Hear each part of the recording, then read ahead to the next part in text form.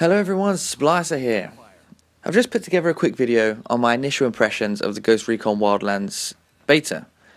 Now I've already seen a few YouTubers put up their initial impressions of the game, however they come with the caveat that it's sponsored by Ubisoft.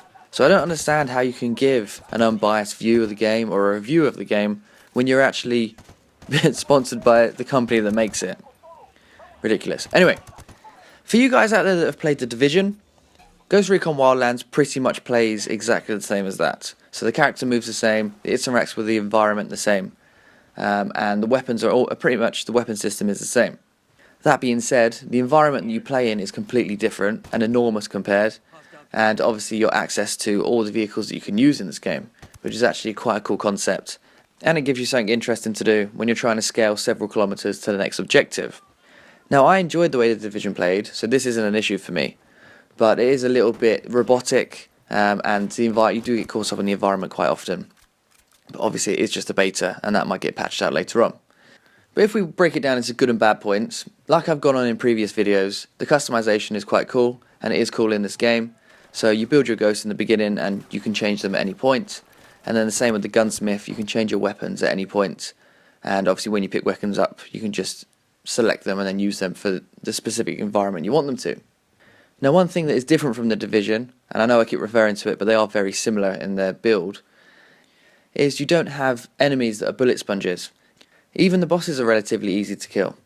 They have a health that's a little bit higher than your average enemy, but it will still take just a few rounds to put them down.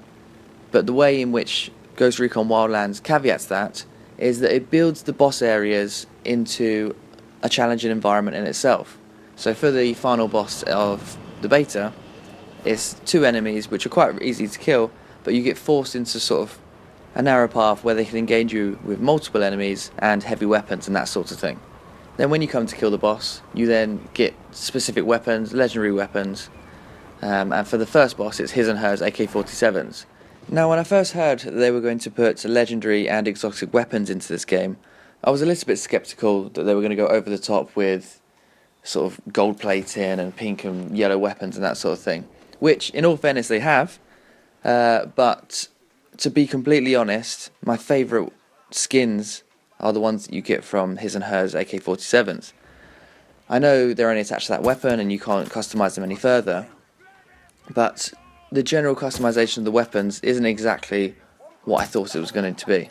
So you can paint your weapons, and Ubisoft said you could paint individual parts, which you technically can, but you can only paint them with sort of 4 colours. Whereas the legendary weapons and the legendary skins give you inscriptions, specific like wraps around the weapon and that sort of thing, which actually looks pretty smart. And when you go into the gunsmith, you can see all the legendary weapons that are going to be included into the game, and they actually look pretty smart, to be honest. Now let's talk about the negatives that I've seen so far. So one of the biggest problems I thought they were going to have with an open world military shooter without a set story was it was going to be a bit difficult to have a focus on the game. And to be completely honest, from the 6 missions that you get in this, obviously with all the side ones, it just seems a bit flat.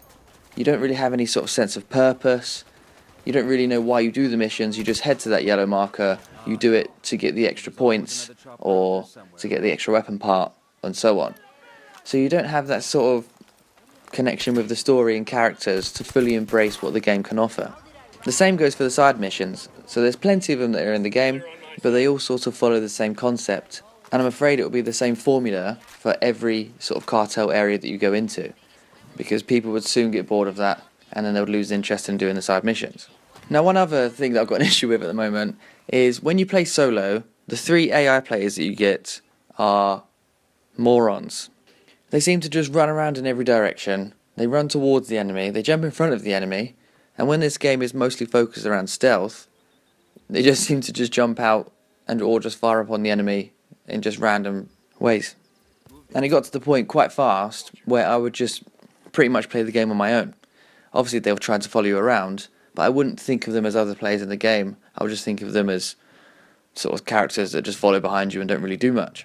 I gave co-op a go as well during this time, and the seamless integration with co-op players is actually very, very good.